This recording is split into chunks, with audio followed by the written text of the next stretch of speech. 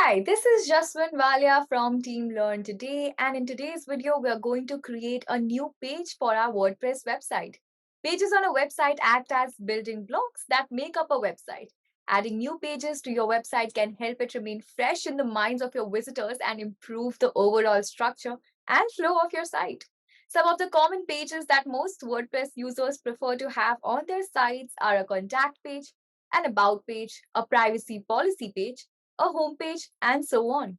So without further ado, let's get into the video and create a new page for our WordPress website. According to the first procedure in the SOP document that we have provided for you, you first have to log into your WordPress dashboard. So you can just take this website address and copy and paste it in a new tab. Write your website name over here. For me, in this case, it would be jasminwalia.com. As soon as we do that, we would be redirected to our WordPress dashboard. In the left sidebar, we will find something called as pages, and we just have to add a new page from here. Choose a title name for your page for your WordPress website. For the purpose of this video, I will be creating a home page for my WordPress website.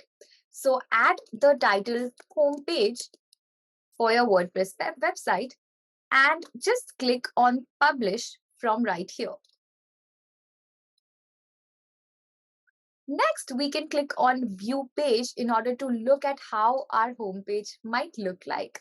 And voila, this is how you create a homepage for your WordPress website. Hey guys, hope you enjoyed that video. In our next SOP, we will talk about how you can add a new post on your WordPress website. So stay tuned for that and go ahead, hit that subscribe button along with the bell icon so that you can get updates on whenever we come up with new videos. This is Jaswin Walia and I will see you in our next SOP.